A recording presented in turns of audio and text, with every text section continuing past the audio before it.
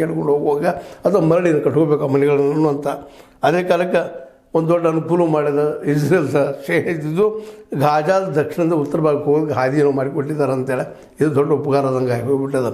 ಒಟ್ಟಾರೆಯಾಗಿ ಈ ಎಲ್ಲ ಘಟನೆಗಳು ನೋಡಿದಾಗ ಪ್ಯಾಲೆಸ್ಟೈನ್ ಮನೆಗೆ ಮರಳ್ತಾ ಇದ್ದಾರೆ ಮತ್ತು ಮರಳಿ ಕಟ್ಕೋಬೋದು. ಆದರೆ ಹಮಾಸರ ಮಾತುಗಳನ್ನು ಉಗ್ರವಾದಿಗಳ ಮಾತುಗಳನ್ನ ಕೇಳೋದು ಅಷ್ಟು ಯೋಗ್ಯನ ಅನ್ನೋದು ಮತ್ತೊಮ್ಮೆ ಚಿಂತನೆ ಮಾಡಬೇಕಾಗ್ಯದ. ಯಾಕಂತಂದ್ರೆ ಉಗ್ರವಾದ ಜಗತ್ತಿನ ಯಾವುದೇ ಭಾಗದಲ್ಲಿರಲಿ ಉಗ್ರವಾದಿದ್ದು ಅಥವಾ ಅದಕ್ಕೆ ನಾವು ಟೆರರಿಸಮ್ ಅನ್ಬೋದು ಮತ್ತೇನು ಅನ್ಬೋದು, ಇವು ನಿಜವಾದ ಬದುಕನ್ನು ಕಟ್ಟಿಕೊಡಲಾರವು ಅನ್ನೋದು ಇತಿಹಾಸ ಪುಟಗಳು ಸಾಕಷ್ಟು ದಾಖಲೆಗಳು ನೋಡಿದ್ದೀವಿ. ಆದರೂ ನಾವು ಮತ್ತೆ ಯುದ್ಧ ಮಾಡ್ತಾನೆ ಇರ್ತೀವಿ. ಇವತ್ತು ನೋಡಿ ನಮ್ಮಲ್ಲಿ ನಕ್ಸಲೈಟ್ಸ್ ಇದ್ದಾರೆ, ಅದು ಅಸಾಧ್ಯ ಅಂತ ಗೊತ್ತಿದ್ದು ಮತ್ತೆ ಕಾಡಿಗೆ ಹೋಗ್ತಾರೆ, ಬಡದಾಡ್ತಾರೆ, ಮತ್ತೆ ಸಾಯ್ತಾರೆ, ಬರ್ತಾರೆ. ಈಗ ನಾವು ಶರಣಾಗ್ತೀವಿ ಅಂತ ಇದ್ದಾರೆ. ಎಷ್ಟು ದಿವಸ ಇರ್ತಾರೋ ಗೊತ್ತಿಲ್ಲ. ಆದರೆ ಅವರಿಂದಾಗಿ ಎಷ್ಟೋ ಜನಕ್ಕೆ ಪಾಪ ತೊಂದರೆ ಆಯಿತು.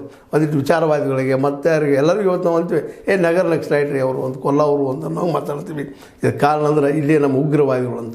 ಅಲ್ಲಿ ಉಗ್ರವಾದಿಗಳು ಸಹಿತ ಹಮಾಸ್ ಅನ್ನೋ ಉಗ್ರವಾದದ ಒಂದು ಸಂಸ್ಥೆ ಪ್ಯಾಲೆಸ್ತೀನಿಗಳ ಬದುಕನ್ನು ಹಾಳು ಮಾಡಿಬಿಡ್ತು ಅಂತಂದ್ರೆ ಅಡ್ಡಿ ಇಲ್ಲ. ಯಾಕಂದರೆ ಇಸ್ರೇಲ್ಗಳಂತ ಇವ್ರ ಜಾಗದಲ್ಲೇ ಇದ್ದಾರೆ, ಇವ್ರ ದೇಶ ಹಿಡ್ಕೊಂಡು ಕೂತ್ಬಿಟ್ಟಿದ್ದಾರೆ. ಅವರಂತೂ ಕಿತ್ತು ಹೋಗೋ ಪರಿಸ್ಥಿತಿ ಇಲ್ಲ. ಹೇಳಿಲ್ಲ ಆಲ್ರೆಡಿ ಮೈಟ್ ಇಸ್ರೇಲಿ ಗೆದ್ದರು. ಆ ಗೆದ್ದ ದೇಶ ನಮ್ಮ ಕೈ ಉಳಿದಾರೆ. ಸುಮ್ಮನೆ ಅವ್ರ ಜೊತೆ ಅಡ್ಜಸ್ಟ್ ಮಾಡಿಕೊಂಡು ಬದುಕಬೇಕಾಗಿದೆ. ಬಡ ದೇಶದು ಪ್ಯಾಲೆಸ್ತೀನಿಗಳು ಇವತ್ತು ಬಡವರಾಗಿಬಿಟ್ಟಿದ್ದಾರೆ ಪಾಪ. ಹಾಗೂ ಬಡವರು ಇದ್ದರು, ಇವು ಬಡವರು ಇದ್ದಾರೆ. ಅವ್ರು ಇದ್ದಂಥವ್ರು ಇವತ್ತು ಸುಮ್ಮನೆ ಯಾರ್ದೋ ಮಾತು ಕೇಳಿ ಬಲಿ ಆಗೋದಿಂದಲೂ ಇದ್ದಿದ್ರಲ್ಲೇ ಅವರೇ ಇಸ್ರೇಲ್ ಸಹಾಯ ಮಾಡ್ತಾರೆ, ತಮ್ಮಲ್ಲಿ ಉದ್ಯೋಗ ಕೊಡ್ತಾರೆ, ದುಡ್ಕೊಂಡು ಮಾಡಿಕೊಂಡು ಚೆನ್ನಾಗಿರೋದು ಭಾಳ ಯೋಗ್ಯ ಅಂತ ಅನಿಸ್ತದೆ. ಇಲ್ಲ ಅರಬರೆಲ್ಲ ಕೂಡಿ ಯುದ್ಧಕ್ಕೆ